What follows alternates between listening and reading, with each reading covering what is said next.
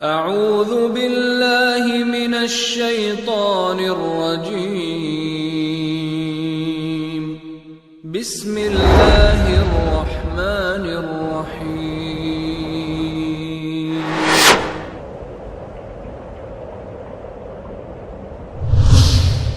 كنتم خير أمة أخرجت للناس تأمرون بالمعروف وتنهون عن المنكر وتؤمنون بالله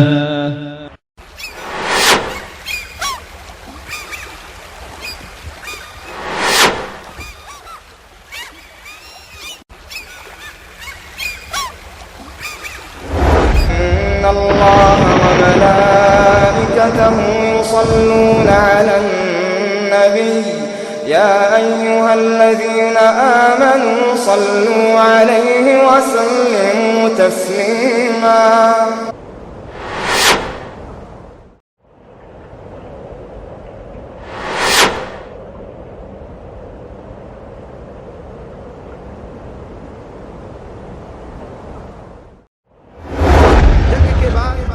نبی کریم صلی اللہ علیہ وسلم نے جب مشاہدہ کیا تو آپ کو معلوم یہ ہوا کہ آپ کی مبارک جماعت کے 70 جانباز اس دنیا سے جا چکے۔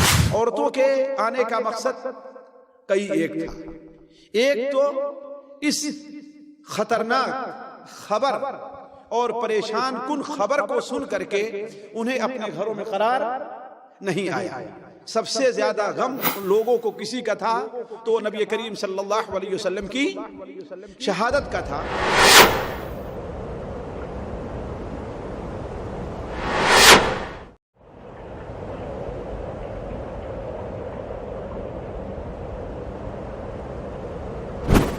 کہ آپ صلی اللہ علیہ وسلم ان تمام لوگوں کو دفن جو شہدائے احد تھے دفن کرتے جاتے تھے اور کہتے تھے کہ اے اللہ تبارک و تعالی میں ان پر گواہ ہوں۔ جیت اور ہار جو ہوتی ہے وہ دنیاوی قوت کی بنیاد پر نہیں ہوتی ہے۔ وَمَن نَّصْرُ إِلَّا مِنْ عِنْدِ اللَّهِ، کامیابی کہاں سے ملتی ہے؟ اللہ تعالیٰ کی طرف سے نازل ہوتی ہے۔ رحمت للعالمین کے حسن سیرت پر سلام، نخل احسان و عطا صبح شرافت پر سلام، نخل احسان و عطا صبح شرافت پر سلام، لہجہ لہجہ جس سے حاصل روح کو أَوَلَمَّا أَصَابَتْكُم مُّصِيبَةٌ قَدْ أَصَبْتُم مِّثْلَيْهَا قُلْتُمْ أَنَّىٰ هَٰذَا قُلْ هُوَ مِنْ عِندِ أَنفُسِكُمْ إِنَّ اللَّهَ عَلَىٰ كُلِّ شَيْءٍ قَدِيرٌ وَمَا أَصَابَكُمْ يَوْمَ الْتَقَى الْجَمْعَانِ فَبِإِذْنِ اللَّهِ وَلِيَعْلَمَ الْمُؤْمِنِينَ۔ بھلا جب تم پر مصیبت آئی تو تم چلا اٹھے کہ یہ کہاں سے آ گئی، حالانکہ اس سے دگنا صدمہ تم کافروں کو پہنچا چکے ہو۔ اے نبی آپ کہہ دیجئے کہ یہ مصیبت تمہاری اپنی ہی لائی ہوئی ہے، بے شک اللہ ہر چیز کے اوپر قادر۔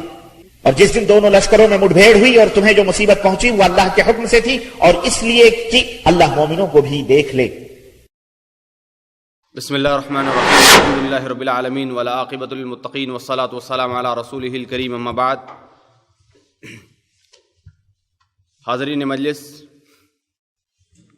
سیرت النبی صلی اللہ علیہ وسلم حقیقت و نصیحت کہ 19ویں قسط ابھی کچھ دیر میں شروع ہوا چاہتی ہے۔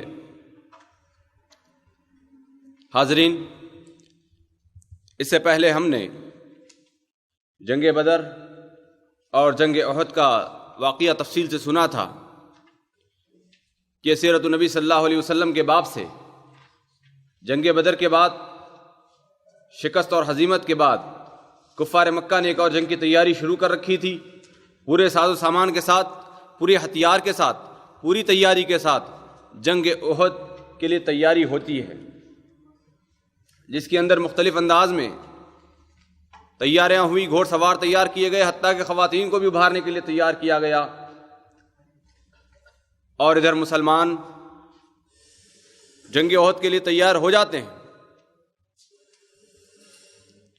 اور معرکہ آرائی ہوتی ہے۔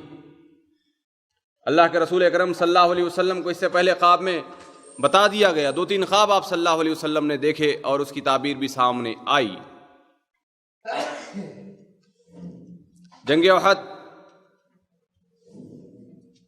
جس کے اندر بہت سارے واقعات اور بہت سارے درس کی چیزیں موجود ہیں، کہ جنگ احد میں جس کے اندر مسلمانوں کے اندر ابتدائی فتح نصیب ہوتی ہے، جیسا ہی جنگ کا مرحلہ، ابتدائی مرحلہ ختم ہوا اور لوگ مال غنیمت جمع کرنے میں اکٹھا جمع ہو گئے اور اس میں مشغول ہو گئے، ایک طرف تیر اندازوں کی ایک جماعت کو حضرت جبیر رضی اللہ تعالیٰ عنہ کی قیادت میں تیر اندازوں کی جماعت وہاں پر موجود تھی، اور اللہ کے رسول صلی اللہ علیہ وسلم کا انہیں حکم تھا کہ تا حکم ثانی تم اس جگہ سے نہ چھوڑنا، لیکن صحابہ کرام کی وہ جماعت نے دیکھا کہ جنگ ختم ہو چکی ہے، لہذا حکم ختم ہو چکا ہے، ابھی اللہ کے رسول صلی اللہ علیہ وسلم کے حکم کے انتظار کی کوئی ضرورت محسوس نہیں ہوتی۔ اسی چیز کو نظر انداز کرتے ہوئے صحابہ کرام رضوان اللہ علیہ مجمعین مال غنیمت جمع کرنے میں شامل ہو جاتے ہیں، اور ان کے امیر انہیں منع کرتے رہے لیکن انہوں نے نہ سنا، جس کے نتیجے میں اس وقت تک جب تک خالد بن ولید ابھی مسلمان نہیں ہوئے تھے، انہوں نے دیکھا کہ مسلمانوں کا جو پیچھا حصہ ہے، مسلمانوں کی پیٹھ کی طرف کا حصہ مکمل طور پر خالی ہو چکا ہے، لہذا انہوں نے گھیرا کیا اور ہتھیاروں کے ساتھ، حملہ آوروں کے ساتھ، گھوڑ سواروں کے ساتھ مسلمانوں کے اوپر پیچھے سے حملہ کر دیا، اور مسلمانوں پر ایسے موقع پر حملہ کیا جس موقع پر مسلمان مال غنیمت جمع کرنے میں مشغول تھے، مسلمان بے ہوش تھے، مسلمان اس حملے سے بالکل ذہنی طور پر، جسمانی طور پر نہ واقف اور نہ تیار تھے۔ ایسے موقع پر مسلمانوں پر حملہ ہوتا ہے، اور اسی موقع پر شیطان کی آواز آتی ہے کہ تمہارے پیچھے دشمن، اور ابھی جبکہ مسلمان انہی کے پیچھے مسلمان تھے، اور مسلمانوں کے اندر جنگ کے میدان میں مسلمان اپنے آپ کو سمجھ نہ پائے، لہذا پہلا حملہ مسلمانوں نے اپنے اوپر ہی کیا، اپنے ساتھیوں پر کیا، اپنے بھائیوں پر کیا، اسی کے بعد فوری خالد بن ولید کا حملہ ہوتا ہے۔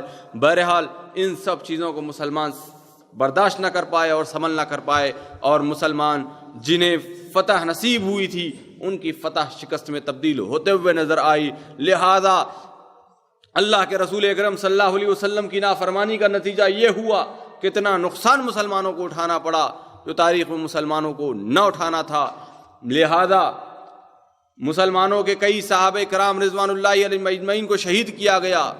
حضرت حمزہ رضی اللہ تعالیٰ عنہ اسی جنگ میں شہید ہوتے ہیں، اور یہی نہیں کہ بلکہ اللہ کے رسول صلی اللہ علیہ وسلم کی وفات کی خبر، اللہ کے رسول صلی اللہ علیہ وسلم کی شہادت کی خبر شیطان کی طرف سے اڑا دی جاتی ہے، اور مسلمان پزمردہ، مسلمان پریشان حال کہ ہمارا قائد ہی نہ رہا، ہمارا امام ہی نہ رہا، اب دنیا میں رہنے کا کیا فائدہ۔ مسلمان نڈھال ہو جاتے ہیں، مسلمان بے ہوشی کے عالم میں ہو جاتے ہیں کہ اللہ کے رسول صلی اللہ علیہ وسلم اس دنیا میں نہ رہے۔ بہرحال یہ ساری پریشانیوں کے باوجود اللہ رب العالمین نے پھر ہمت دی، اور اللہ کے رسول صلی اللہ علیہ وسلم کے زندہ حیات رہنے کی اطلاع مسلمانوں کے درمیان آئی کہ مسلمانوں خوش رہو، مسلمانوں ہوش میں آؤ کہ ابھی تمہارا نبی تمہارے درمیان موجود ہے۔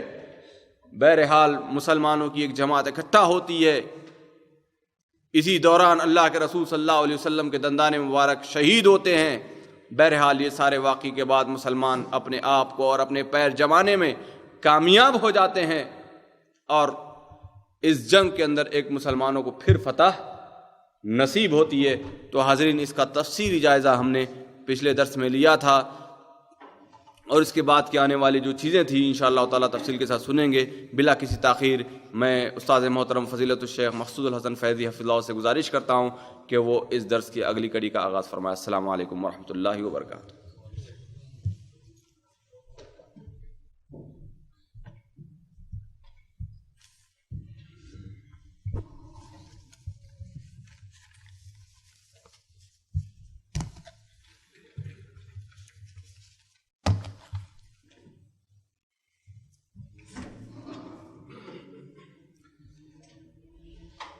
بسم الله الرحمن الرحيم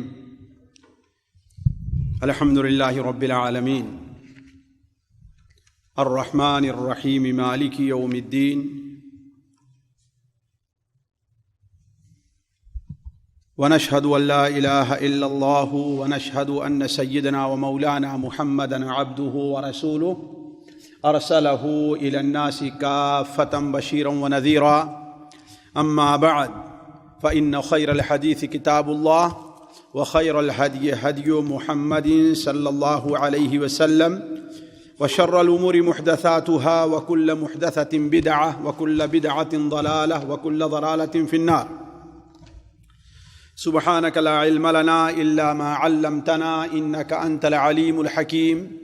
رب اشرح لي صدري ويسر لي أمري واحلل عقدة من لساني يفقه قولي واحلل عقدة من لساني يفقه قولي. عزیز ساتھیوں، پیارے بھائیوں، نبی کریم حضرت محمد مصطفیٰ صلی اللہ علیہ وسلم کی سیرت مبارکہ کا جو سلسلہ چل رہا تھا، ہم اور آپ پچھلے درس میں یہاں تک پہنچے تھے کہ غزوہ احد میں نبی کریم صلی اللہ علیہ وسلم اور مسلمانوں کو اولاً فتح ہوتی ہے، پھر معمولی سی کوتاہی کی بنیاد پر فتح شکست میں بدلتی ہے، لیکن نبی کریم صلی اللہ علیہ وسلم کی پامردی اور آپ کے ارد گرد جو صحابہ موجود تھے ان کی بہادری نے دوبارہ آہستہ آہستہ جنگ کا رخ پھیر دیا، اور کم سے کم ایسا ہوا کہ مسلمان ایک جگہ دوبارہ جمع ہونا شروع ہوئے۔ تو جب کافروں نے دیکھا کہ ہم اپنے مقصد میں یعنی نبی کریم صلی اللہ علیہ وسلم کو شہید کرنے میں کامیاب نہیں ہیں، اور انہیں بھی کافی تکلیف پہنچ چکی تھی اور آزما لیا تھا کہ اگر مسلمان دوبارہ اگر اکٹھا ہو گئے ایک جگہ اپنی صف کو منظم کر لیا تو پھر ہماری اب دوبارہ خیر نہیں ہے، لہذا انہوں نے پسپائی اختیار کی اور میدان چھوڑ کر کے وہ بھاگ کھڑے ہوئے۔ خود آپ صلی اللہ علیہ وسلم کے ساتھی اتنے تھک گئے تھے اور اس قدر انہیں غم لاحق ہوا تھا کہ اس کے بعد اب ان کے اندر بھی دوبارہ کافروں کا پیچھا کرنے کی طاقت یا ہمت نہیں رہی۔ اس طریقے سے یہ جنگ یہاں پر ختم ہوئی۔ جنگ کے بعد نبی کریم صلی اللہ علیہ وسلم نے جب مشاہدہ کیا تو آپ کو معلوم یہ ہوا کہ آپ کی مبارک جماعت کے 70 جانباز اس دنیا سے جا چکے ہیں۔ آپ صلی اللہ علیہ وسلم کی شہادت کی خبر بھی جو اڑائی گئی اور مسلمانوں کے میں اس قدر قتل عام کی خبر جب مدینہ منورہ پہنچی تو وہاں سے عورتیں اور بچے بھی میدان احد کی طرف نکل پڑے۔ عورتوں کے آنے کا مقصد کئی ایک تھا، ایک تو اس خطرناک خبر اور پریشان کن خبر کو سن کر کے انہیں اپنے گھروں میں قرار نہیں آیا۔ سب سے زیادہ غم اگر کسی کو لوگوں کو کسی کا تھا تو نبی کریم صلی اللہ علیہ وسلم کی شہادت کا تھا، اور اس میں دوسرا بھی مقصد تھا کہ جو لوگ زخمی ہیں ان کی مرہم پٹی کی جائے، جو لوگ جنہیں پانی چاہیے انہیں پانی مہیا کیا جائے۔ اسی لیے جن عورتوں کا خصوصی طور پر نام آتا ہے ان میں حضرت عائشہ رضی اللہ تعالی عنہا بھی ہیں، حضرت ام سلیم رضی اللہ تعالی عنہا ہیں، حضرت ام سلیط رضی اللہ تعالی عنہا ہیں، حضرت نصیبہ اور حضرت ام عمارہ بنت کعب رضی اللہ تعالی عنہا کا نام خصوصی طور پر آتا ہے۔ چنانچہ بخاری شریف میں ایک حدیث ہے کہ حضرت عمر رضی اللہ تعالیٰ عنہ کی خدمت میں ایک بار کچھ عورتوں کا جوڑا آیا، آپ انہیں عورتوں میں تقسیم کرنے لگے اور اچھے قسم کا جوڑا تھا۔ ایک تقسیم کرنے کے بعد ایک نہایت ہی بڑا ہی خوبصورت سا جوڑا یا بڑی خوبصورت سی چادر باقی رہ گئی۔ لوگوں سے آپ نے مشورہ کیا کہ آخر یہ چادر کس کو دینی چاہیے، یہ چادر ایک ہوتا ہے نا کہ اولی درجے کے جو لوگ مستحقین ہوتے ہیں ان کو تو دے دیا گیا، لیکن اب بچ ایک رہی ہے اور ثانوی درجے کے مستحقین بہت لوگ بچیں گے، ان کو کس کو دیا جائے؟ تو صحابہ کرام نے عرض کیا کہ اس چادر کے سب سے زیادہ مستحق نبی کریم صلی اللہ علیہ وسلم کی نواسی آپ کی بیوی حضرت ام کلثوم بنت علی رضی اللہ تعالی عنہا ہیں۔ نبی کریم صلی اللہ علیہ وسلم کی نواسی حضرت عمر رضی اللہ تعالی عنہ کی بیوی، حضرت علی رضی اللہ تعالی عنہ کی بیٹی، حضرت فاطمہ کی بیٹی رضی اللہ تعالی عنہ، ان کی بیٹی ام کلثوم ہے۔ لیکن اس میں ذرا اندازہ لگائیں، تھوڑا سا یہ جذبہ تھا کہ حضرت عمر کی بیوی ہیں، گویا یہ چادر اپنے گھر میں جا رہی ہے۔ اس ناحیے سے کہ اللہ کے رسول کی نواسی زیادہ حقدار تھی، لیکن اس ناحیے سے کہ حضرت عمر کی بیٹی ہیں، بیوی ہیں، اس لیے حضرت عمر رضی اللہ تعالی عنہ نے کہا نہیں، یہ چادر ام سلیت کو دے دو رضی اللہ تعالی عنہ۔ کیوں؟ اس لیے کہ یہ ان عورتوں میں ہیں جنہیں ہم نے دیکھا کہ غزوہ احد کے موقع پر زخمیوں کو لا کر کے پانی پلا رہی تھی۔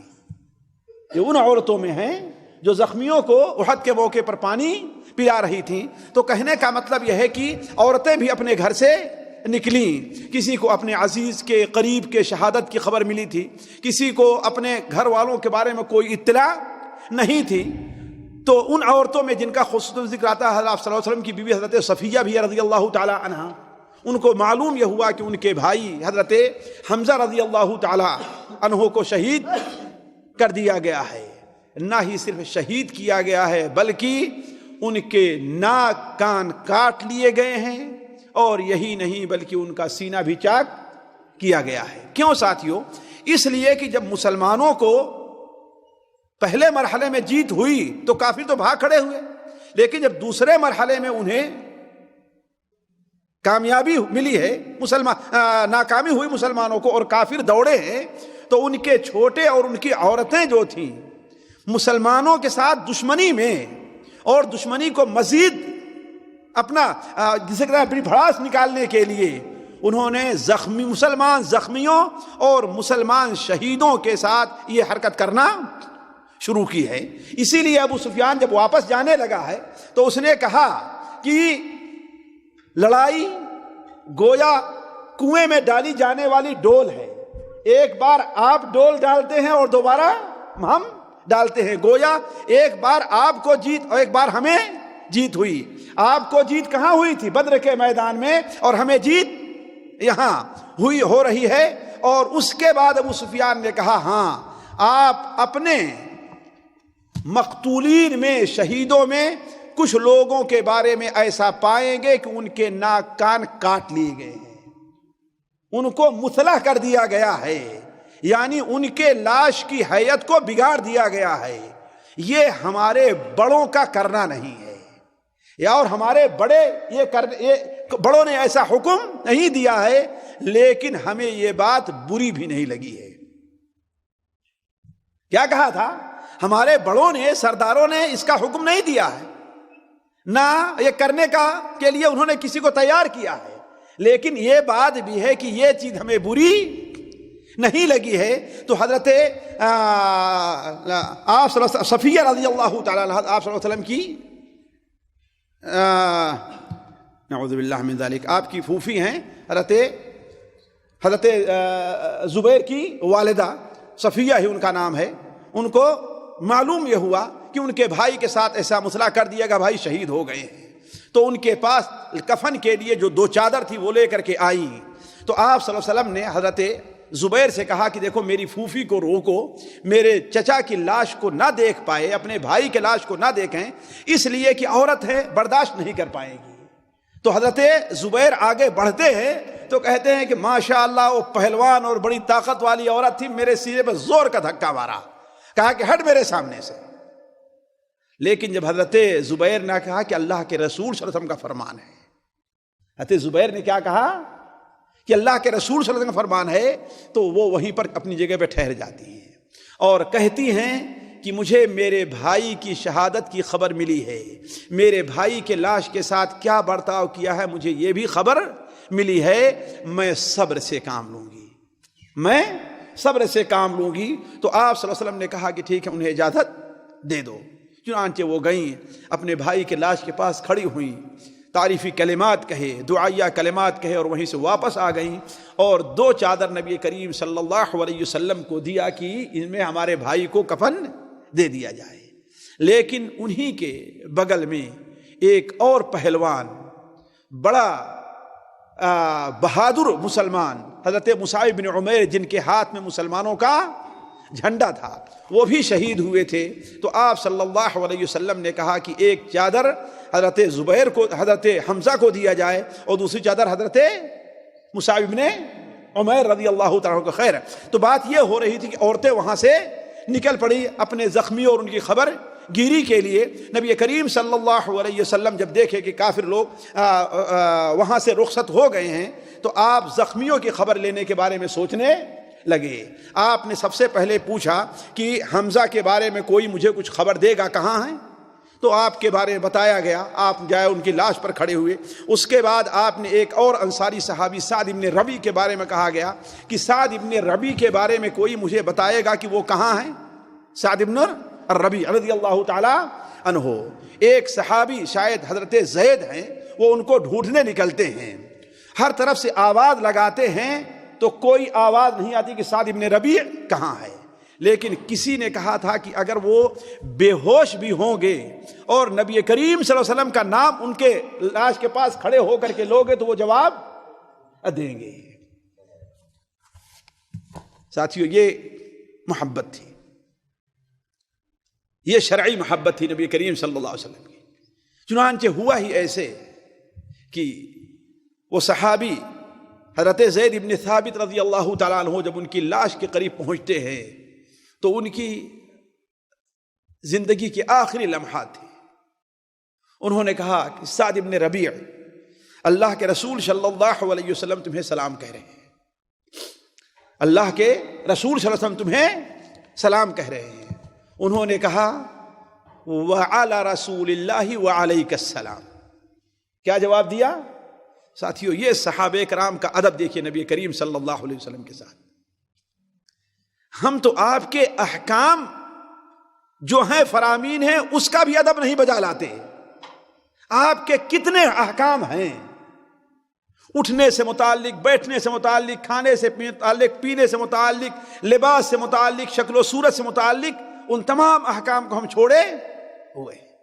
لیکن صحابہ کرام کی محبت دیکھیے، حالانکہ سنت کا طریقہ یہ ہے کہ اگر کوئی آدمی کسی کا سلام لے کر کے آ رہا ہے تو آپ پہلے اسے کہیں علیکہ وعلیہ السلام۔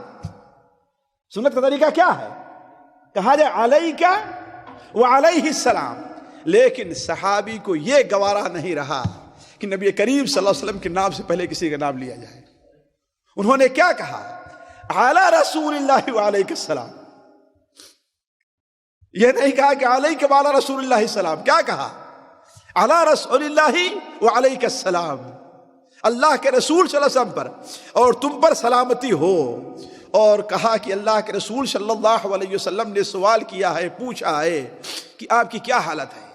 تو کہا کہہ دینا کہ اے اللہ کے رسول صلی اللہ علیہ وسلم، مجھے اب جنت کی خوشبو آ رہی ہے، مجھے جنت کی خوشبو محسوس ہو رہی ہے۔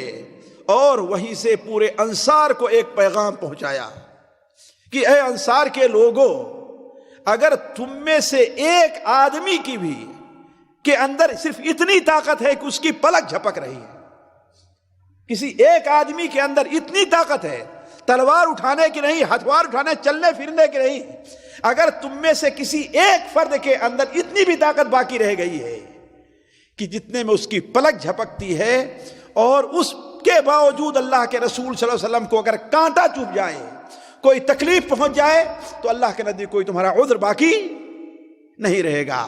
یہ کرنا تھا کہ اسی الفاظ پر ان کی روح پرواز کر گئی۔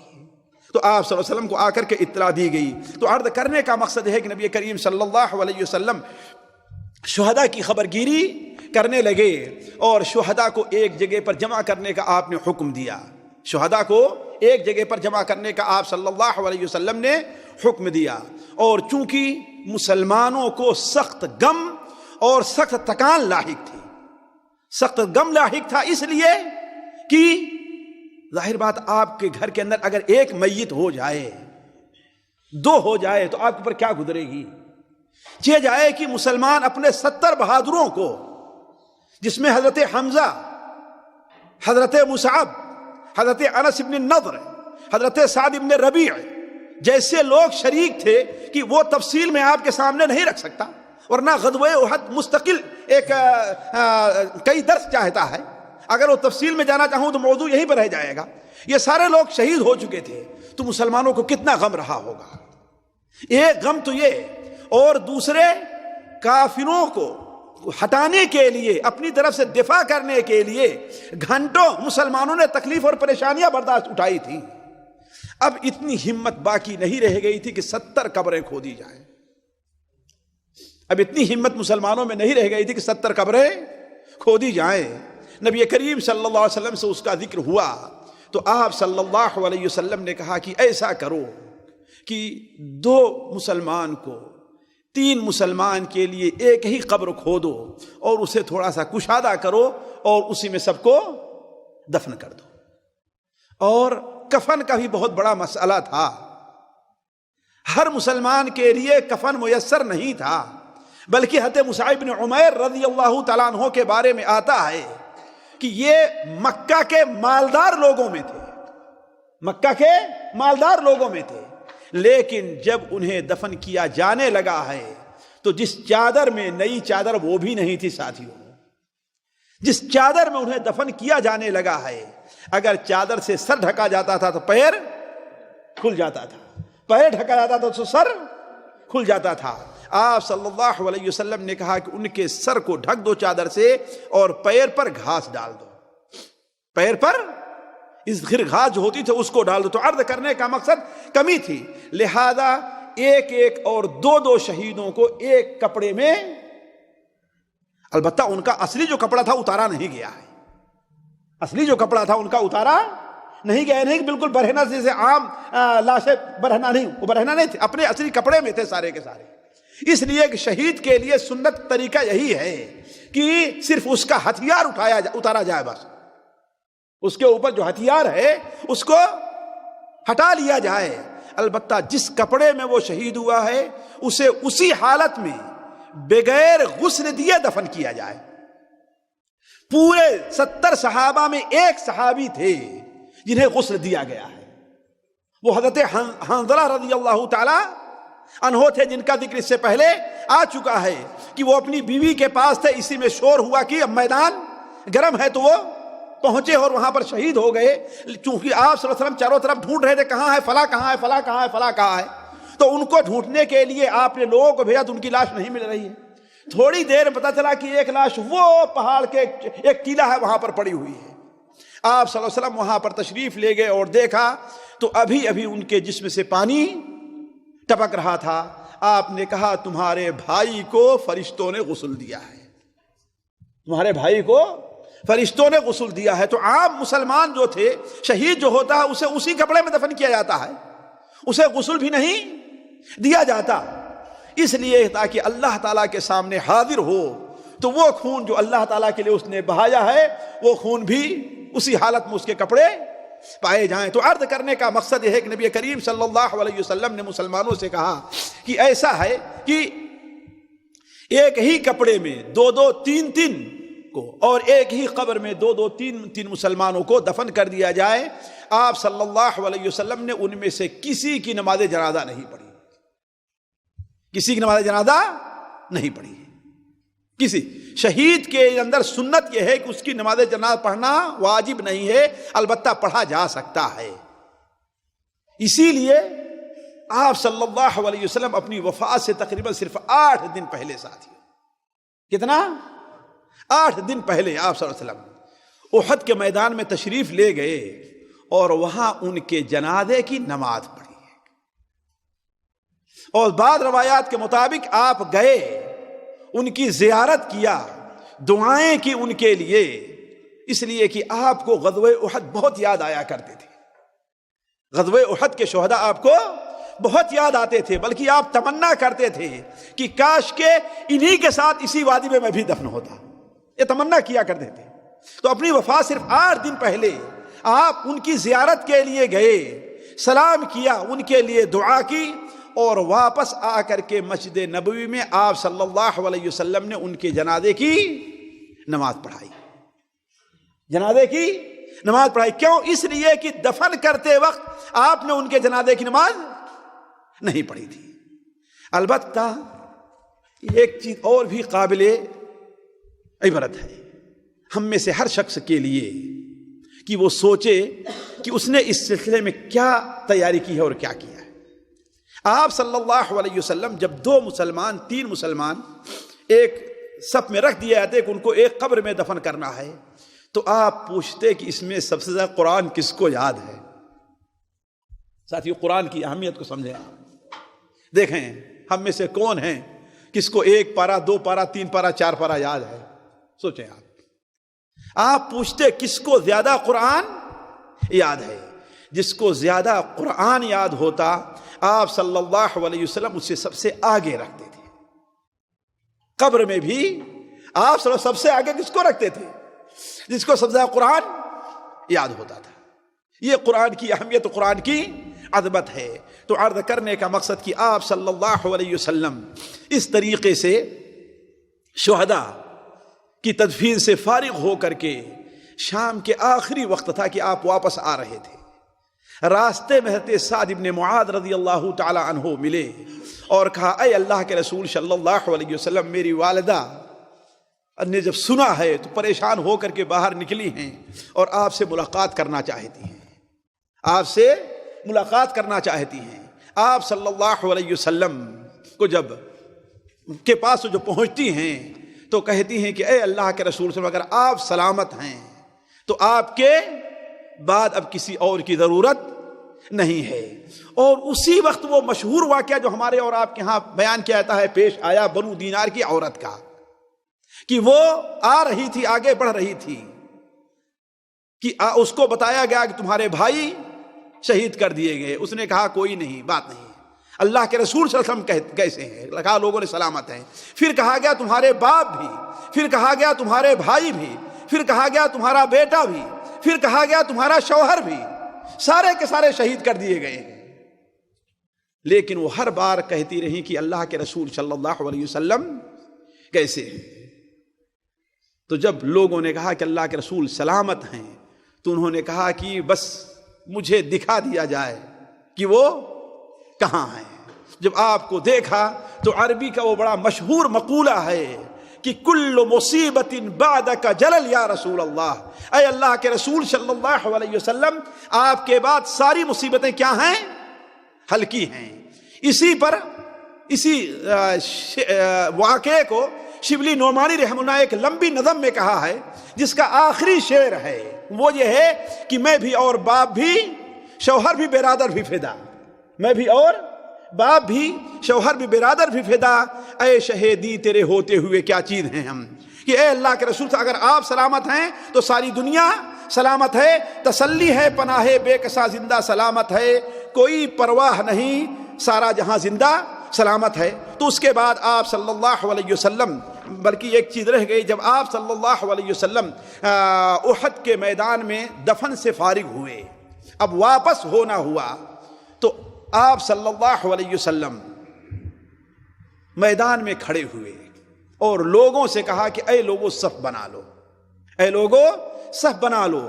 اس میدان سے رخصت ہونے سے پہلے ذرا اپنے رب سے میں ذرا مناجات تو کر لوں، اپنے رب کی حمد و ثنا تو بیان کر لوں.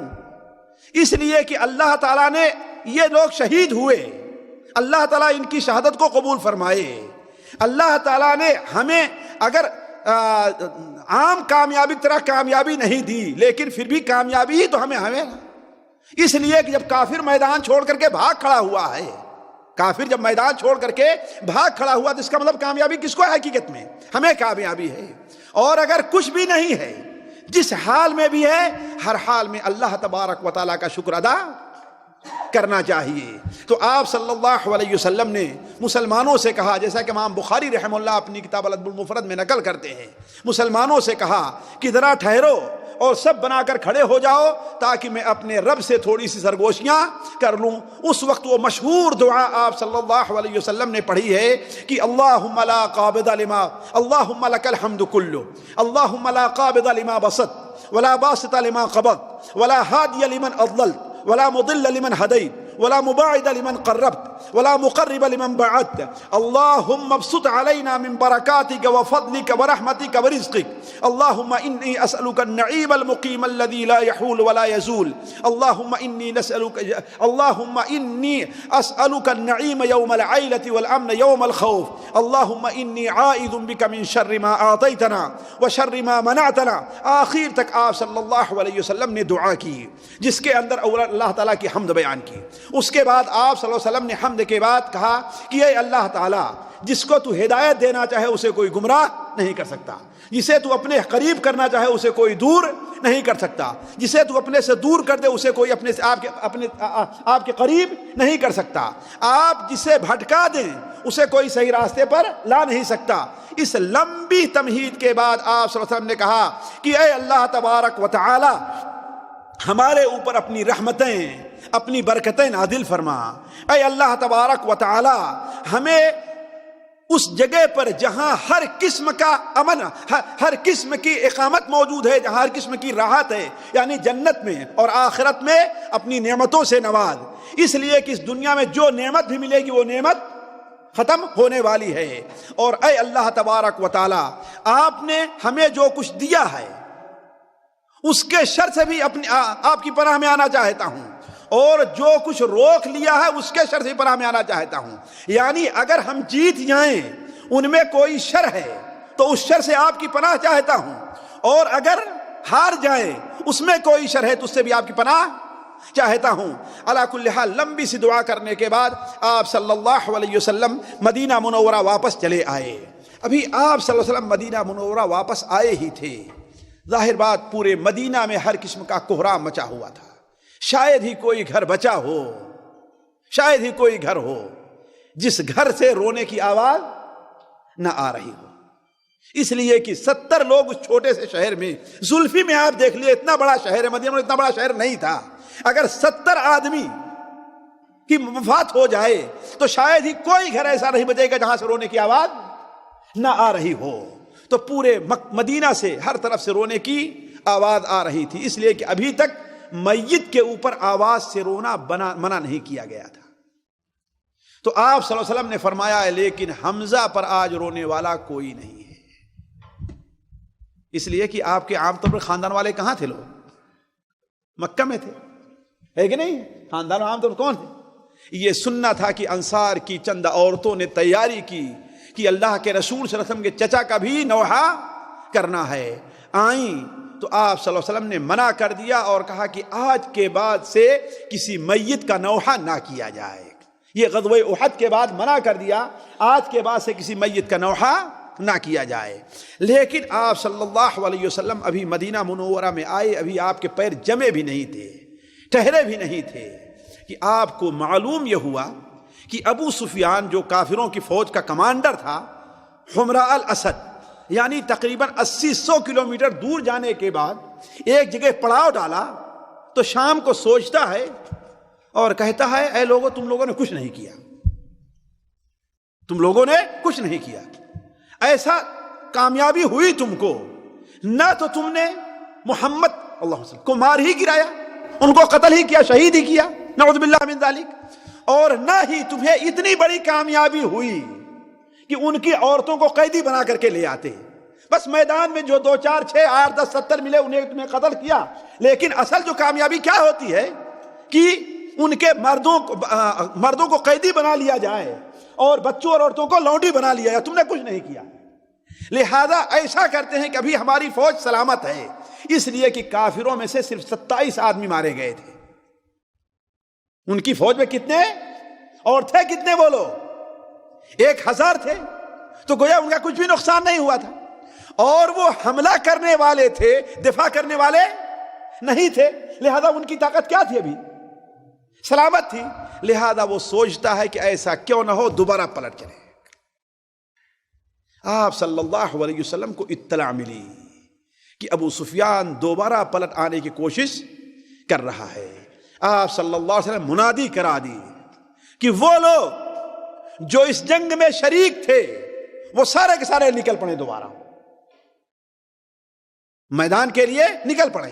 اور آپ صلی اللہ علیہ وسلم صرف انہی لوگوں کو لیا جو جنگ احد میں شریک تھے، کسی اور کو نہیں لیا۔ صرف ایک صحابی ہیں حضرت جابر بن عبداللہ رضی اللہ تعالیٰ عنہ، جن کو ان کے والد نے غزوہ احد میں شریک نہیں ہونے دیا تھا، اس لیے کہ ان کی صرف بچیاں ہی بچیاں تھیں ان کی نگرانی کے لیے۔ اسی لیے حضرت جابر بن عبداللہ اور یہ لوگ، ان کے والد عبداللہ ابن حرام تھے، عبداللہ ابن حرام تھے، یہ بھی غزوہ احد میں شہید ہوئے ہیں۔ اور غزوہ احد میں انہیں اتنے زخم آئے تھے کہ وہ پہچانے نہیں جاتے تھے کہ عبداللہ ابن حرام ہیں کون، اتنے زخم آئے تھے۔ بلکہ جابر ابن عبداللہ کہتے ہیں کہ میری پھوپھی نے اپنے بھائی کو آنکھ کی پوروں سے، انگلی کی پوروں سے پہچانا ہے کہ یہ میرا بھائی۔ ذرا سوچیں، گویا کہ چہرہ بھی سلامت نہیں، اتنا زخمی ہے، اتنے زخم چہرے پر آئے، پہچانا نہیں جا رہا ہے، جسم پر بھی اتنے زخم ہے اور خون ہے، پہچانا نہیں جا رہا ہے۔ پہچانا کہاں سے ان کی پھوپھی نے؟ اپنے بھائی کہاں سے پہچانا ہے؟ انگلی کی پوروں سے کہ ہاں یہ میرے بھائی کی لاش ہے۔ اسی لیے حضرت جابر بن عبداللہ ان کو اٹھا کر کے کہاں لے آئے ہیں؟ مدینہ منورہ، تاکہ بنو سلمہ اپنے خاندان کا جو قبرستان ہے اس میں دفن کیا جائے۔ یہ بات رہ گئی تھی، اس کو بھی سن لیے۔ تو آپ صلی اللہ علیہ وسلم نے نہیں اعلان کر دیا کہ یہ لوگ یہیں پر دفن ہوں گے اور ایک ساتھ ہی دفن کیے جائیں گے، ایک ہی جگہ پر، ایک ہی جگہ پر۔ آپ نے مکمل اعلان کر دیا تھا۔ کیوں؟ اس لیے کہ ان لوگوں کے لیے آپ کی خاص دعا تھی۔ بلکہ حدیث میں آتا ہے کہ آپ صلی اللہ علیہ وسلم ان تمام لوگوں کو دفن، جو شہدائے احد تھے، دفن کرتے جاتے تھے اور کہتے تھے کہ اے اللہ تبارک و تعالی، میں ان پر گواہ ہوں، یعنی ان کی سچی نیت پر اور ان کے شہادت کے اوپر میں گواہ بن رہا ہوں کہ یعنی یہ لوگ حقیقت میں اللہ ہی کے کے راستے میں شہید ہوئے ہیں، کوئی جذبے، کسی اور جذبے سے جہاد کرنے کے لیے نہیں نکلا تھا۔ تو سارے وہی صحابہ نکلے ہیں جو غزوہ احد میں شریک تھے، صرف ایک صحابی حضرت جابر بن عبداللہ وہ آپ صلی اللہ علیہ وسلم کے ساتھ نکلے ہیں۔ مدینہ منورہ سے تقریباً 20 کلومیٹر گئے، مدینہ منورہ سے 20 کلومیٹر گئے۔ آپ لوگ مدینہ منورہ سے مکے کی طرف چلیں اور میقات پار کر لیں تو تفتیش سے تھوڑا پہلے آپ دیکھیں گے تو آپ کے سامنے سرخ رنگ کے کچھ پہاڑ نظر آئیں گے، سرخ رنگ کے کچھ پہاڑ۔ یہاں تک آپ صلی اللہ علیہ وسلم آئے تھے، 20 کلومیٹر تک۔ لیکن معلوم یہ ہوا کہ ایک معبد خزاعی نامی ایک شخص جو ابھی مسلمان نہیں ہوا تھا، لیکن مسلمانوں کے ساتھ ان کے روابط اچھے تھے، ابو سفیان کو جب دیکھے کہ ابو سفیان دوبارہ واپس آ رہا ہے تو اس سے کہا کہ اب واپس جانے سے کوئی فائدہ نہیں ہے محمد، اللہم صلی اللہ علیہ وسلم، میں دیکھ کر کے آ رہا ہوں کہ اپنی باقی فوج جو بھی مدینے میں تھی ان تمام کو لے کر کے تمہارے ساتھ 2 ہاتھ کرنے کے لیے نکلے ہیں اور آگے بڑھ رہے ہیں۔ یہ جب ابو سفیان سنتے ہیں تو واپس چلے گئے اور اللہ کے رسول صلی اللہ علیہ وسلم حمراء الاسد تک پہنچ کر کے، یعنی اس پہاڑ تک پہنچ کر کے آپ بھی واپس چلے گئے۔ ساتھیو، غزوہ احد کا جو نتیجہ ہونا تھا وہ ہم اور آپ اچھی طریقے سے اندازہ لگا سکتے ہیں۔ غزوہ بدر کے بعد مسلمانوں کی ایک دھاک بیٹھ گئی تھی، قبیلے ان سے خوف کھانا شروع ہو گئے تھے۔ بعد وہ لوگ جو ابھی تک کافر تھے انصار کے، ظاہر میں مسلمان ہو گئے تھے، منافق لوگ۔ لیکن غزوہ احد کے بعد یہ جو مسلمانوں کا روب جم گیا تھا وہ اب جاتا رہا، یہ روب جاتا رہا۔ لہذا مسلمانوں کو پھر وہ 3 قسم کے مسائل کا سامنا کرا، 3 لوگوں سے نپٹنا پڑا۔ ایک تو وہ جو پہلے کافر تھے مسلمان ہو گئے تھے، یعنی منافقین، وہ لوگ، دوسرے یہود، اور تیسرے بدوی قبائل. اس لیے قریش سے تو مقابلہ ہوا تھا، وہ گئے ہی تھے، وہ تو چوتھے دن ان کے نوا تینوں ان کا تھا. اب یہ تینوں دوبارہ سر اٹھا لیے. یہود اور منافقین مسلمانوں کو عار دلانے لگے اور ان کے بارے میں کہنے لگے کہ یہ دیکھو بڑے بہادر بن کے نکلے ہیں. ہم تو کہہ رہے تھے کہ یہیں رہ کر کے لڑو مدینہ میں، لیکن بات نہیں مانی ہماری، باہر نکل کر کے گئے. آخر کیا پایا؟ کیا سمجھے تھے کہ اس طریقے سے غزوہ بدر میں لوگوں کو مار لیا ہے، یہاں بھی مار لیں گے؟ یعنی اس قسم کی بات کرنے لگے. ساتھیوں، یہ موقع نہیں ہے کہ میں آپ کے سامنے یہ بات رکھوں کہ قرآن نے اس کا کیا جواب دیا ہے. سورہ آل عمران میں تقریباً 52 آیتیں اس پر تبصرہ کرتے ہوئے نقل کیا ہے، جس میں کئی باتیں نقل کی ہیں. ایک بات تو یہ ہے کہ دیکھو اللہ تبارک و تعالیٰ کی یہ سنت رہی ہے کہ حق اور باطل کا ٹکراؤ ہمیشہ رہا ہے. کبھی باطل کو قوت ملتی ہے اور کبھی حق کو قوت ملتی ہے. البتہ انجام کار کس کو رہتا ہے؟ حق کا رہتا ہے. وَأَنْتُمُ الْأَعْلَوْنَ إِن كُنتُم مُؤْمِنِينَ.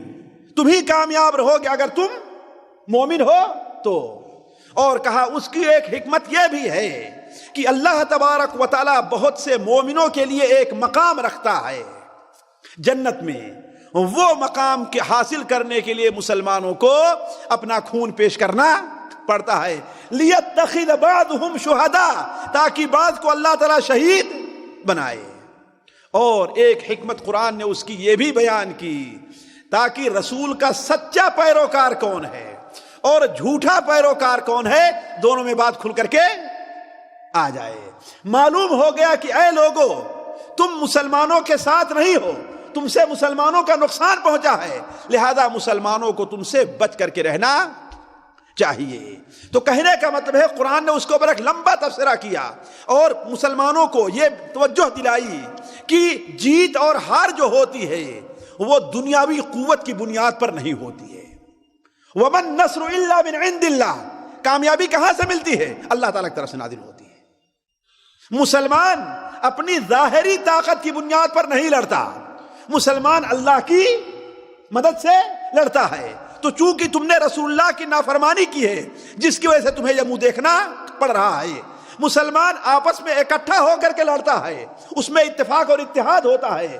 تم آپس میں اختلاف کیے، ایک جماعت نے کہا کہ ہاں نیچے اتر جانا چاہیے، دوسرے نے کہا نیچے نہیں اترنا چاہیے، اس کا نتیجہ تم نے بھگت لیا ہے. تو قرآن نے ایک لمبا تبصرہ کیا ہے.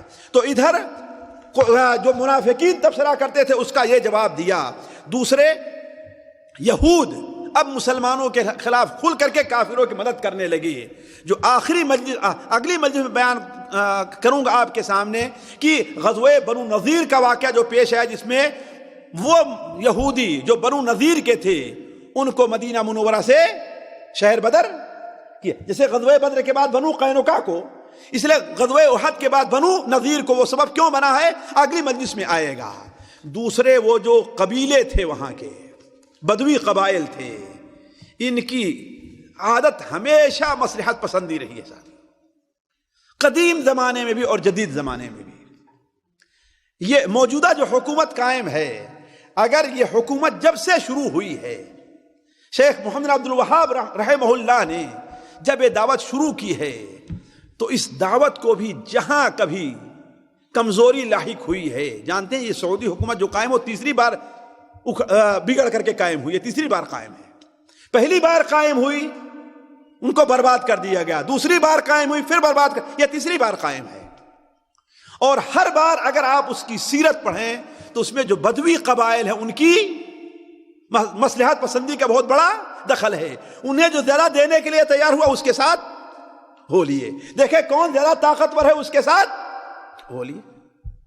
تو اب بدوی قبائل نے یہ دیکھا کہ اب تک تو ہم یہ دیکھ رہے تھے کہ ہاں مدینہ کی جو حکومت ہے اس کو کامیابی ملے گی، لیکن اب تو ہم نے یہ دیکھ لیا کہ لہذا اب کیا کیے کہ وہ مسلمانوں کے خلاف لڑنے کی تیاریاں کرنے لگے.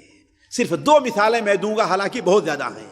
ایک مثال مکہ مکرمہ کے قریب، آپ جانتے ہیں کہ طائف اور مکہ کے درمیان قبیلے بنو حذیل آباد تھا، اور اسی علاقے میں آپ صلی اللہ علیہ وسلم نے ایام رضاعت اپنا مدت رضاعت گزاری تھی. ان کا اصل مقام جو ہے وادی نخلا یا وادی عرنا تھا.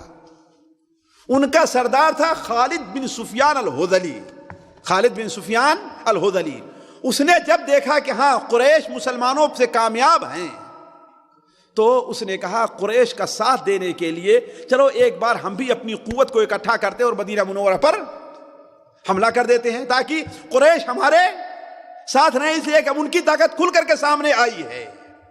آپ صلی اللہ علیہ وسلم کو معلوم ہوا تو آپ نے ایک صحابی حضرت عبداللہ ابن انیس رضی اللہ تعالیٰ عنہ کو کہا ایسا کرو کہ جاؤ اور اس کو قتل کر دو، ورنہ یہ سانپ ہے اور آگے بڑھتا جائے گا. یہ فوجیں اکٹھا کر رہا ہے. عبداللہ ابن انیس رضی اللہ تعالیٰ عنہ اکیلے انہیں کہا وادی نخلا جاؤ. وادی نخلا طائف اور اس کے درمیان میں ہے، وہاں پر جاتے ہیں. تو کہا اے اللہ کے رسول صلی اللہ علیہ وسلم اس کی علامت کیا ہے، میں کیسے پہچانوں گا کہ خالد ابن سفیان الہذلی ہے؟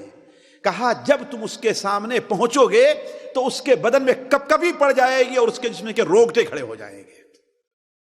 رونگٹے کھڑے ہو جائیں گے. وہ کہتے ہیں میں اس کی تلاش میں نکلا. وہ جا رہا تھا اور اس کے ساتھ عورتیں تھیں. اب عصر کا وقت ہو گیا تھا.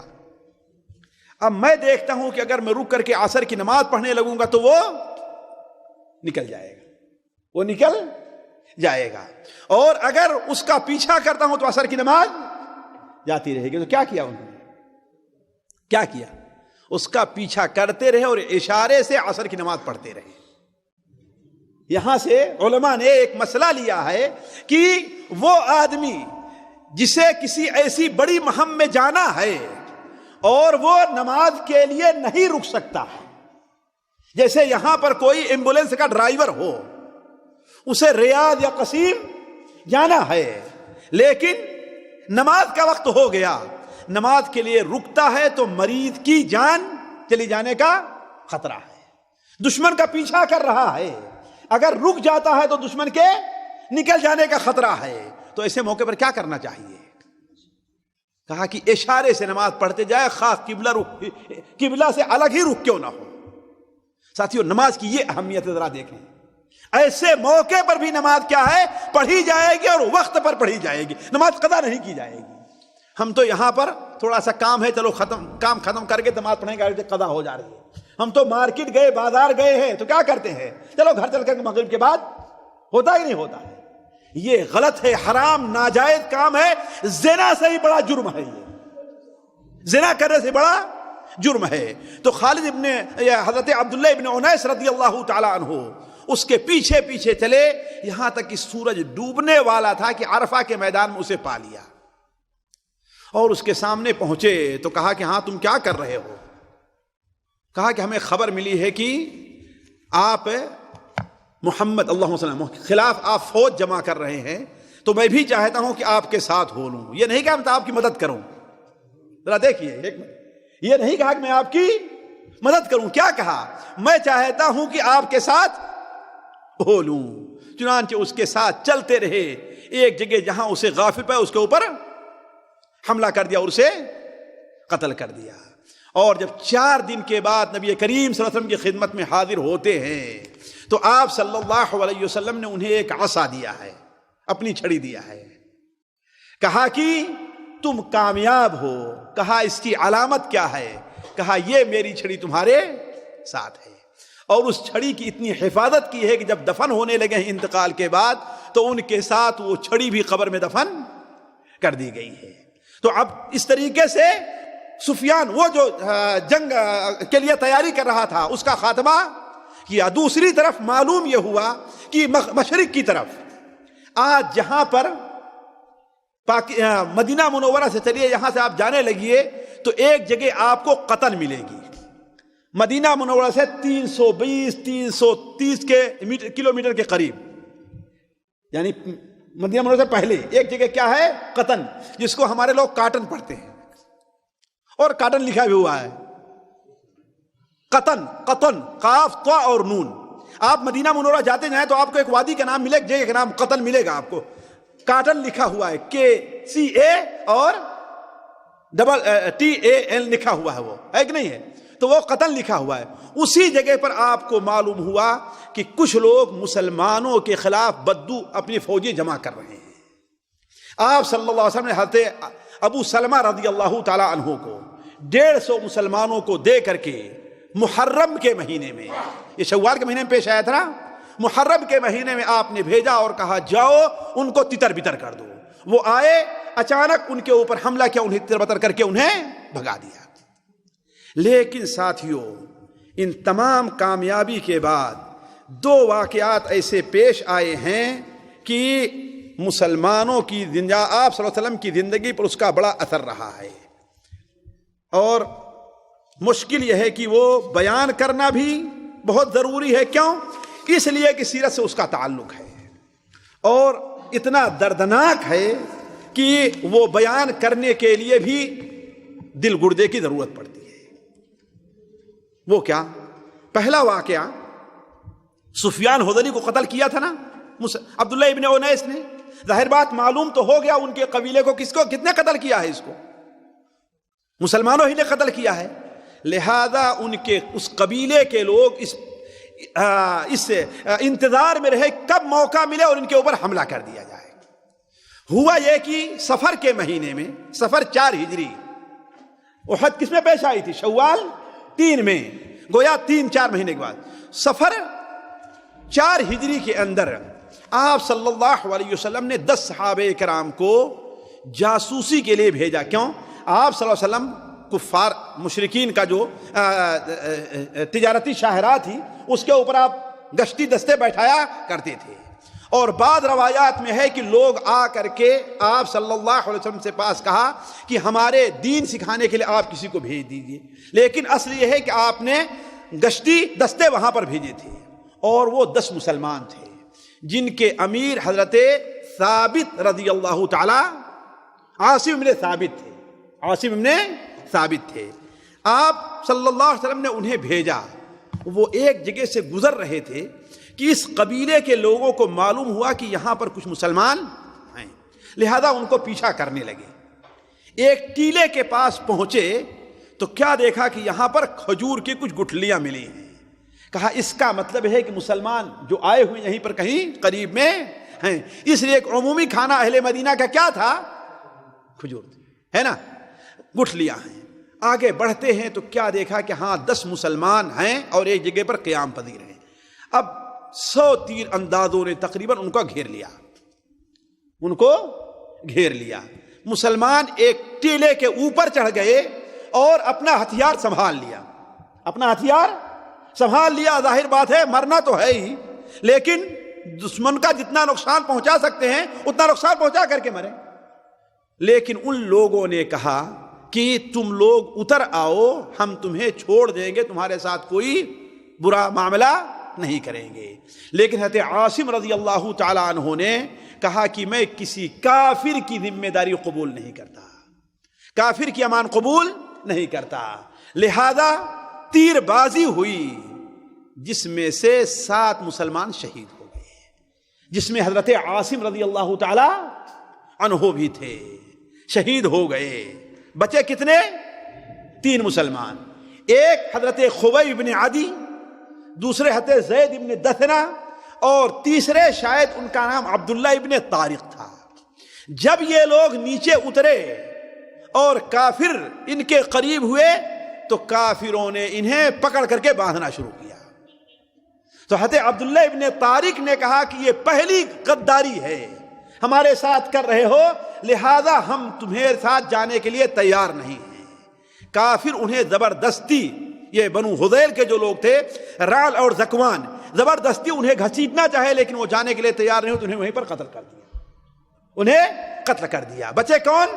2، حضرت خبیب بن عدی اور حضرت زید ابن الدثنہ.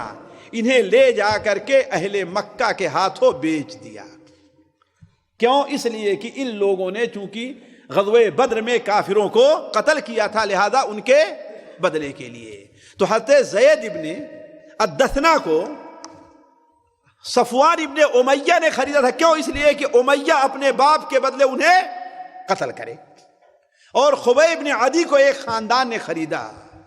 اب ان دونوں کے بارے میں فیصلہ ہوا کہ انہیں سولی پر لٹکا دیا جائے، اور وہیں پر وہ مشہور واقعہ حضرت خبیب بن عدی رضی اللہ تعالی عنہ کا ہے کہ وہ یہ جس عورت کے قید میں تھے، اس عورت سے شہادت معلوم ہوا کہ ہاں ان کو کل سولی پر لٹکایا جائے گا، تو اس سے استرا مانگا تھا۔ پورا قصہ آپ لوگوں نے سنا ہے، استرا مانگا۔ وہ عورت تھوڑی سی غافل ہوئی کہ اس کا بچہ کھیلتے کھیلتے کن کے پاس چلا گیا؟ حضرت خبیب رضی اللہ تعالی عنہ کے پاس۔ انہوں نے بچے کو اپنی ران پر بیٹھا لیا، جسے بچے کو پیار سے بیٹھاتے ہیں۔ اب وہ عورت بڑی پریشان ہو گئی کہ اس کو معلوم ہے کل اسے قتل کیا جائے گا، اور میرا بچہ اس کے گود میں ہے اور ہتھیار اس کے ہاتھ میں ہے، ایسا کہنے کو میرے بچے کو، وہ چیخ پڑی اور پریشان ہو گئی۔ حضرت خبیب نے کہا کیا تو سمجھتی ہے کہ میں اسے معصوم کو قتل کر دوں گا؟ نہیں، کبھی ایسا نہیں ہوگا، ایسا کبھی نہیں ہوگا۔ اسی لیے وہ عورت کہتی ہے کہ اتنا شریف قیدی ہم نے اپنی زندگی میں کبھی نہیں دیکھا تھا۔ کہا ہم نے انہیں انگور کھاتے ہوئے دیکھا، جبکہ وہ نہ انگور کا موسم تھا اور نہ مکہ مکرمہ میں کوئی پھل موجود تھا۔ اس کا مطلب اللہ تعالیٰ انہیں انگور دیتا تھا۔ تو انہیں جب شہید کرنے کے لیے تنعیم لے جایا گیا، دیکھیے مکہ والے اتنا احترام کرتے تھے کہ حدود حرم میں کسی کو قتل نہیں کرتے تھے۔ یہ دیکھیے حدود حرم میں نہیں، کہاں لے جایا گیا انہیں؟ تنعیم، جہاں پر آج مسجد عائشہ بنی ہے، اور وہاں پر انہیں قتل کرنے سے پہلے پوچھا تمہیں کیا چاہیے، تو انہوں نے کیا کہا؟ مجھے 2 رکعت نماز پڑھنے۔ مشہور قصہ ان کا، 2 رکعت نماز پڑھنے دو، اور 2 رکعت نماز بڑے اطمینان سے پڑھی۔ بلکہ ان لوگوں سے کہا اگر مجھے خطرہ نہ ہوتا کہ تم لوگ یہ سمجھو گے کہ میں جان بچانے کے لیے ایسا کر رہا ہوں تو میں اور لمبی نماز پڑھتا۔ وہ پہلے صحابی ہیں، پہلے مسلمان ہیں جنہوں نے قتل سے پہلے 2 رکعت سنت نماز کو مشروع قرار دیا ہے۔ اس کے بعد جب انہیں قتل کرنے کے لیے لے جانے لگا تو مشہور شعر وہ پڑھا، فلست ابالی حین اقتل مسلما علی ای شق کان للہ مسرعی، اور اس کے بعد کہا اے اللہ تبارک و تعالی آج جتنے ظالم موجود ہیں ان میں سے ایک ایک کو پکڑ کر کے تو نے قتل کرنا، ان میں سے کسی کو نہ چھوڑنا۔ کہتے ہیں جتنے وہاں پر موجود تھے یا مسلمان ہوئے ہیں اور یا پھر قتل کر دیے گئے۔ ایک صحابی وہاں پر بعد مسلمان ہوئے، کہا جب انہوں نے یہ دعا کی ہے تو میں چھپ گیا اور وہاں سے بھاگ کر کے اپنے سر کو چھپا لیا، کہیں ایسا نہ ہو خبیب کی بد دعا ہمیں بھی لگ جائے۔ اور کہا اے اللہ تبارک و تعالی یہاں پر کوئی ایسا نہیں ہے جو میرا سلام اور میرا پیغام اللہ کے رسول تیرے رسول تک پہنچا دے، تو ہی ہے جو میرا پیغام پہنچانے والا ہے۔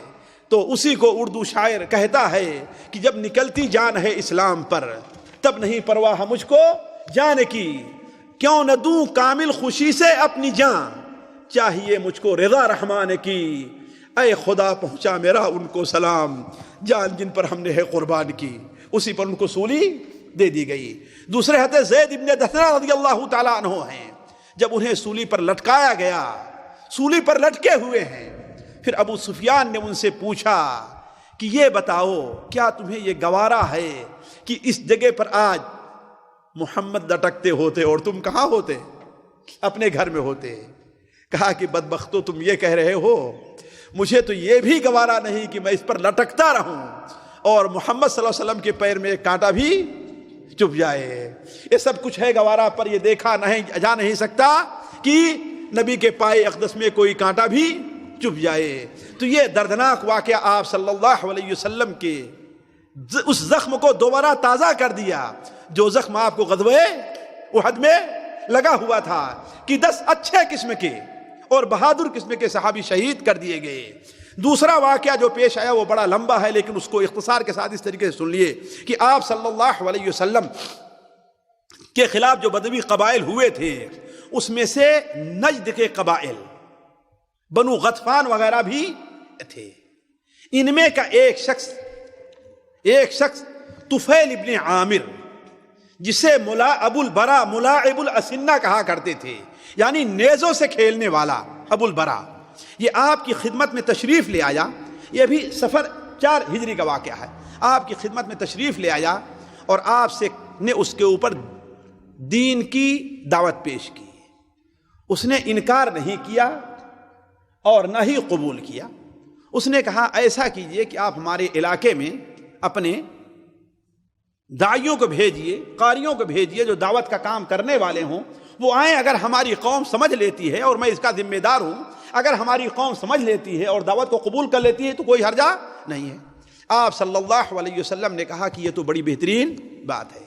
چنانچہ آپ نے 70 حفاظ کو، قرآن کی تلاوت کرنے والوں کو، جو دل کے لحاظ سے نہایت نیک اور صالح تھے، دن بھر ان کا کام یہ تھا کہ جا کر کے لکڑیاں کاٹ کے لایا کرتے تھے، اسے بازار میں بیچتے تھے، اور اہل صفہ جو آپ صلی اللہ علیہ وسلم کی خدمت میں رہ کر کے دین سیکھا کرتے تھے، ان کا خرچ اس طریقے سے وہ چلایا کرتے تھے۔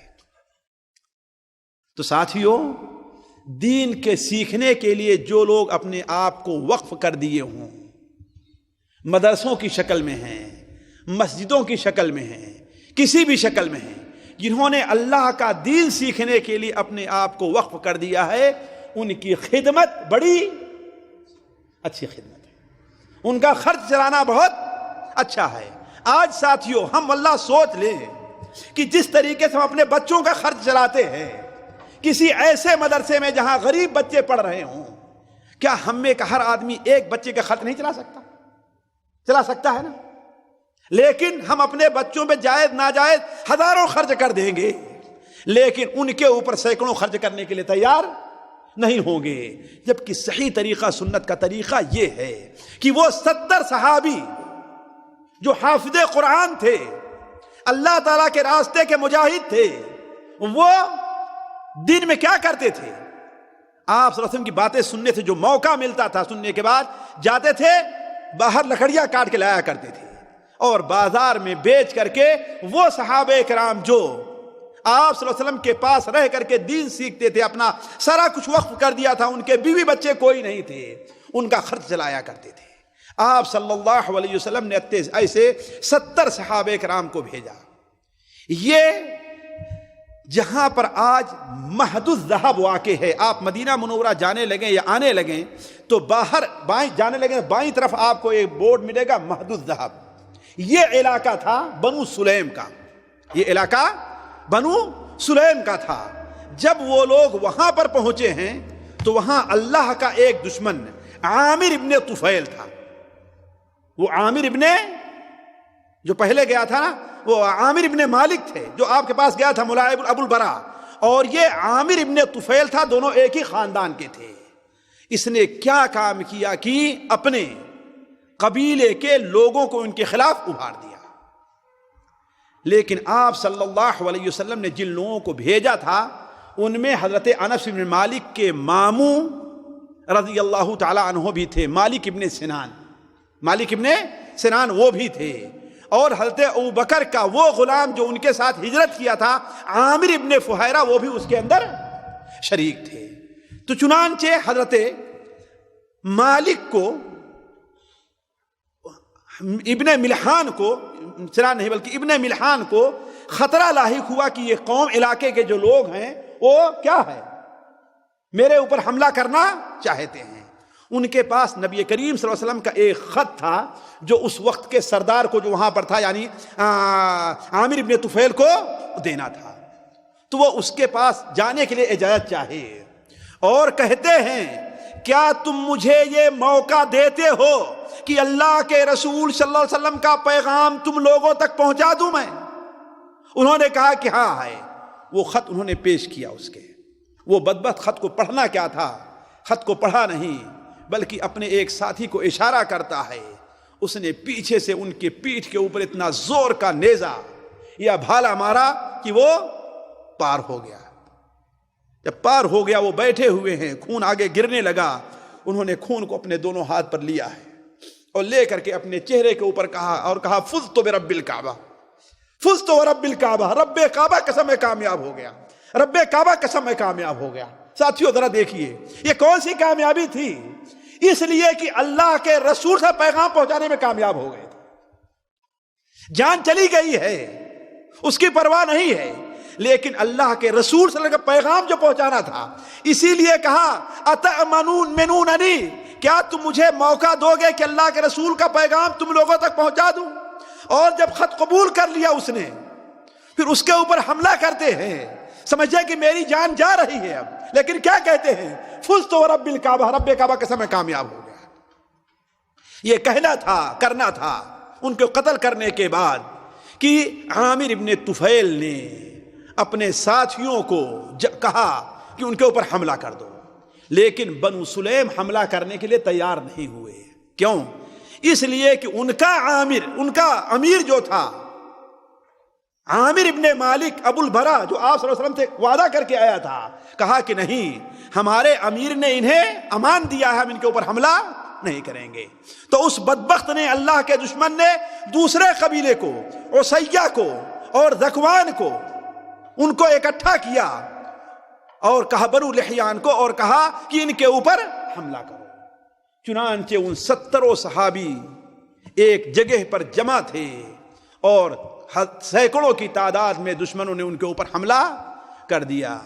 ان میں سے ایک صحابی بھی نہیں بچا، سارے کے سارے شہید ہو گئے۔ صرف ایک صحابی زخمی حالت میں اٹھا کر کے لائے گئے اور وہ غزوہ خندق تک زندہ رہے، اور دوسرے 2 صحابی جو اونٹ چرانے گئے تھے، ایک عمرو ابن امیہ الضمری رضی اللہ تعالیٰ عنہ، دوسرے ایک صحابی، وہ جب قریب پہنچتے ہیں تو کیا دیکھتے ہیں کہ میرے ساتھیوں کا یہ حشر ہوا ہے، میرے ساتھی 70 جو تھے وہ سارے کے سارے شہید کر دیے گئے ہیں۔ آپ صلی اللہ علیہ وسلم کے یہ مبارک صحابی، ان میں سے ایک نے کہا کہ جہاں ہمارے ساتھی شریک ہوئے ہیں، شہید ہوئے ہیں، میں بھی ان سے آگے بڑھنا نہیں چاہتا، اور کافروں کے اوپر حملہ کیا، مارا، اور وہیں پر مرے اور شہید کر دیے گئے۔ حضرت عمرو ابن امیہ ضمری کو پکڑ کر کے عامر ابن طفیل کے پاس لایا گیا۔ اس بدبخت نے انہیں قیدی بنایا اور چھوڑ دیا۔ کیوں؟ اس لیے کہ اس کی ماں نے نظر مانی تھی ایک غلام آزاد کرنے کو، اور کہا یہ ہمارے غلام، لہذا ان کی یہ بال آگے کے کاٹ دیا، یہ علامت ہوتی ہے کہ یہ غلام ہے، بال کاٹ کر کے اپنی ماں کی طرف سے اس کو آزاد کر دیا۔ اب وہ آ رہے تھے، راستے میں مدینہ منورہ کے قریب ایک وادی میں ٹھہرے کہ بنو کلاب کے 2 آدمی بھی وہیں پر آ کر کے وادی میں ٹھہر گئے۔ جب وہ دونوں سو گئے تو انہوں نے کہا کہ اچھا ہے، کافروں نے ہمارے ساتھیوں کو مارا ہے نا، لہذا ان کے اوپر حملہ کیا، دونوں کو حملہ کیا اور قتل کر دیا۔ حالانکہ یہ دونوں وہ تھے کافر، لیکن نبی کریم صلی اللہ علیہ وسلم کا عہد ان کے پاس تھا، انہیں معلوم نہیں تھا۔ جب وہ مدینہ منورہ آئے ہیں تو آپ نے کہا انہیں تم نے قتل کر دیا، حالانکہ انہیں ہم نے امان دیا تھا، لہذا ان کا خون بہا ادا کرنا چاہیے۔ اس خون بہا ادا کرنے کے لیے آپ نے جب مال جمع کرنا شروع کیا تو بنو نذیر جو یہود تھے، آپ ان کے پاس بھی گئے۔ کیوں؟ اس لیے کہ یہود اور مسلمانوں کا معاہدہ تھا کہ اگر کسی کا خون بہا ادا کرنا ہوا تو ہم سارے کے ساتھ ایک ساتھ شریک ہوں گے، لیکن یہودیوں نے وہاں آپ کو قتل کرنا چاہا ہے، اور یہی سبب بنا ہے غزوہ بنو نذیر کا، ان کے اوپر حملہ کرنے کا۔